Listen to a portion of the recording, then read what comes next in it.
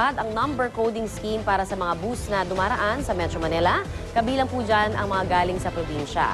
Bawal lang bumiyahe tuwing Lunes ang mga bus na may plakang nagtatapos sa number 1 at 2. Bawal naman kada Martes ang mga nagtatapos sa 3 at 4.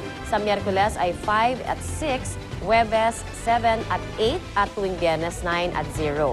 Pero may mga bus operators na kontra sa pagbabalik ng number coding at nagbantang magsasagawa raw sila ng tigil pasada ngayong araw. Para maibsan naman ang posibleng pagkukulang ng mga bus, nag-issue na ang LTFRB ng special permits para sa ilang dagdag na bus na ide-deploy ng mga kumpanyang di lalahok sa strike. Pagkala sumunod kayo, hindi. Paano pa? Ba't may ay sa patay, di ba? Okay, pasidaan naman natin mga action balita sa umaga ito. Ronda Reports tayo.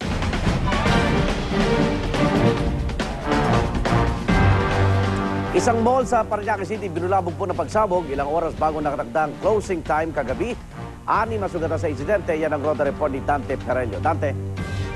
Yes, Igan, dakong alas 8 kagabi nang gulantangin ng malakas na pagsabog mula sa isang granada ang SM City Bikutan sa Parañaque. 6 ang sugatan sa iba't ibang bahagi ng katawan dahil sa tama ng shrapnel. Isinugod sila sa South Superhighway Medical Center at Parañaque Doctors Hospital. Sa inisyal na investigasyon, Igan, ng PNP, ang granada ay inihulog sa escalator ng mall mula sa 3rd floor pababa ng ground floor ng mga miyembro ng Martilyo Gang matapos pagnakawan ng isang jewelry shop. Estilo ito para lituhin ng mga re-responding mga otoridad.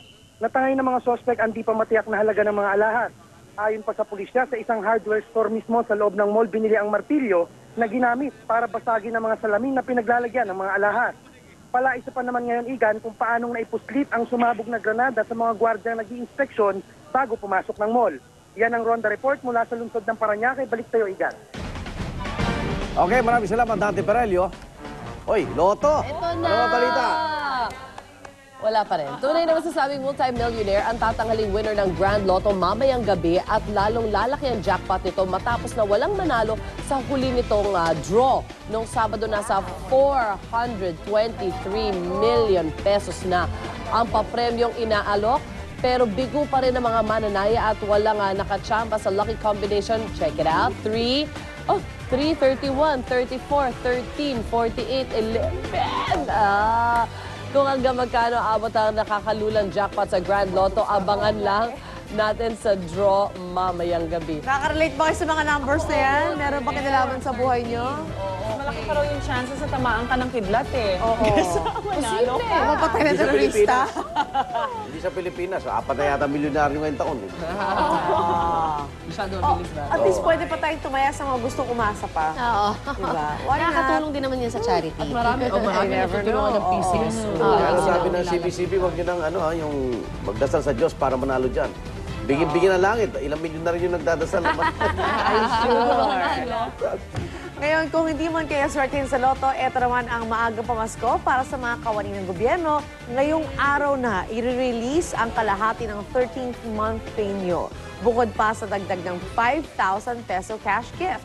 Ayon sa Department of Budget, kabilang sa mga bibigyan nito ay mga tauhan ng gobyerno na nasa mga regular, contractual at casual na pwesto, in-appoint man o inihalal. Gayun din ang mga nasa militar, PNP, Bureau of Fire Protection, Bureau of Jail Management and Penology at Coast Guard. Pinag-aaralan naman kung kaya nitong magbigay ng hiwalay na holiday bonus na depende raw sa savings ng gobyerno ngayong taon. Congratulations sa inyo. You deserve it. Maaga pa lang. Oo. Binibigay na. Kasi yun yung concern nila dati. Parang late na binibigay. Oo. Diba? Ano na First to? Christmas. Second installment na. Oo. Ito na yun, oo. Nauna na nung, I think, Mayo ata yun, ano? Kalahati. Kalahati. O, pwede na sila mag-shopping for Christmas gifts sa mga anak Yes. nila. Tama. Merry Christmas! Tipid pa rin para may pera kayo next year. Yes. May New Year pa. Oo. Okay, hirit panahon na tayo. Kamusta kaya ang ating lagay ng panahon? Laban nyo, Ver?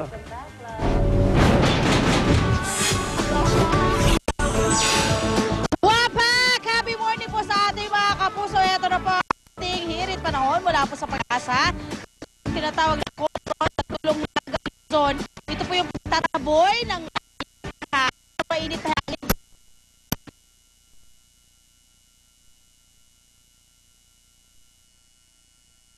At Visayas, pati na rin po Mindanao, ay makakaranas sa tinatawag nating ITCZ o Intertropical Convergence Zone.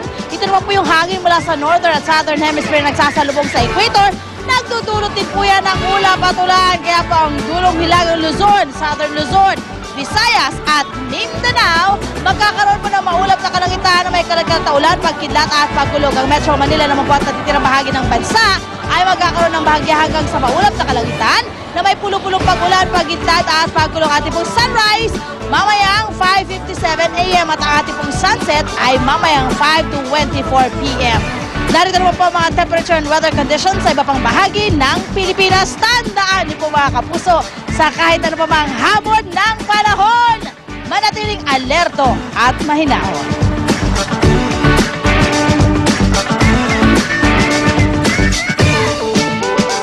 Good morning mga kachika. Nakisali rin po sa Pacquiao Fever kahapon ang mga hottest Hollywood celebrity sa pamamagitan po yan ng kani-kaniyang Twitter account. Ang tweet ng hotel heiress at socialite na si Paris Hilton, retweet if you love Pacquiao. Who watched the fight? Ang say naman ni Justin Bieber, heard Manny did work tonight. I think it's time we got the Money Mayweather fight we have all been waiting for. Pero ang mas ikinasorpresa ng marami ay hindi tweet, kundi ang performance ng R&B superstar na si Nelly sa Cowboy Stadium bago ang mismong bakbakan ni Pacquiao at Margarito. Ang minsan naging chart-topping song na EI at ang hit ngayon na Just a Dream ang inawit ni Nelly. Diba? Kaiba. Nelly Rock. Tutok lang kung saan naman gimmick talaga naman pang-champion din ang dating. Dito lamang sa Unang Hirit! Para sa'yo, ang laban na to. Para sa'yo, ang laban na to. Hindi ako susuko, isisigaw ko sa mundo. Lalong nagiging masarap, crispy at